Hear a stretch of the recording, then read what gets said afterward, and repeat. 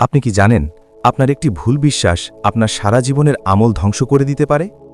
আপনি নামাজ পড়ছেন, রোজা রাখছেন, দান করছেন, তবুও একটি ভুল বিশ্বাস আপনার সব আমল ধ্বংস করে দিতে পারে।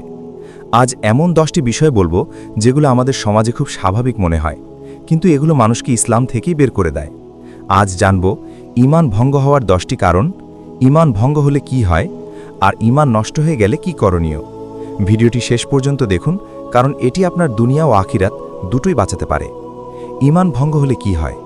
ঈমান ভঙ্গ হলে মানুষ মুসলমান থাকে না। তার নামাজ, রোজা, হজ, জাকাত, দান, সদকা সব বাতিল হয়ে যায়। এই অবস্থায় মৃত্যু হলে জান্নাত হারাম হয়ে যায়। অনেকে না জেনেই হাসতে হাসতে ঈমান হারিয়ে ফেলছে। প্রথমে জেনে নিন ঈমান ভঙ্গের 10টি কারণ। সংক্ষেপে: 1. আল্লাহ ছাড়া অন্যের কাছে সাহায্য চাওয়া। 2. আল্লাহর বিধান অস্বীকার করা। 3. দিন ও নবীদের নিয়ে কটাক্ষ করা। 4. তাবিজ, জাদু ও ভাগ্যে বিশ্বাস। 5. সব ধর্ম সমান মনে করা। 6. হারামকে হালাল আর হালালকে হারাম বলা। 7. আল্লাহর গুণাবলী অস্বীকার করা। 8. মজা করে কুফরি কথা বলা। 9. ইসলাম বিরোধীদের অনুসরণ করা। 10. ইচ্ছাকৃতভাবে দ্বীনের কথা না মানতে চাওয়া। এবার এক এক করে প্রত্যেকটির বিস্তারিত জানব, সমাজে প্রচলিত উদাহরণ সহ। 1. আল্লাহ ছাড়া অন্যের কাছে সাহায্য চাওয়া।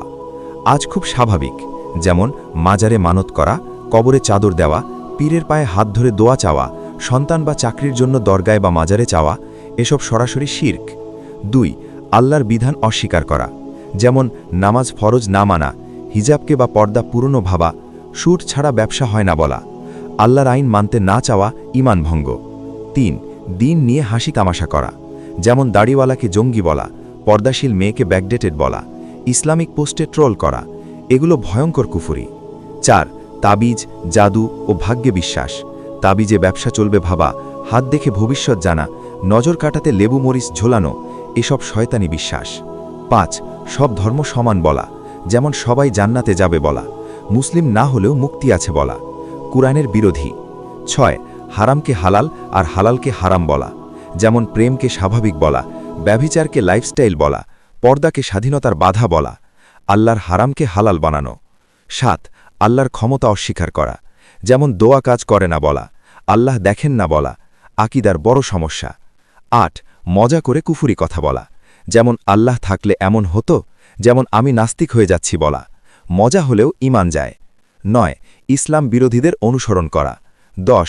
ইচ্ছাকৃতভাবে দ্বীনের কথা না মানতে চাওয়া, যেমন নামাজ জানে ফরজ, পড়ে না, পর্দা জানে জরুরি, করে না, সুদ জানে হারাম, ছাড়ে না। ধীরে ধীরে ঈমান মরে যায়।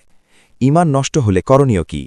সাথে সাথে তওবা করা, কালিমা পড়া, ওই কাজ ছেড়ে দেওয়া, নিয়মিত নামাজ পড়া, ওই কথাটি স্মরণ করে বেশি বেশি ইস্তেগফার করা। শেষ কথা, ভাই ও বোনেরা, ঈমান হলো জান্নাতের চাবি। এক মুহূর্তের ভুলে যেন তা হারিয়ে না যায়। ভিডিওটি শেয়ার করুন, আর এরকম ইসলামিক ভিডিও পেতে চ্যানেলটি সাবস্ক্রাইব করুন। হয়তো আপনার একটি শেয়ার কারো আখিরাতও বাঁচাবে।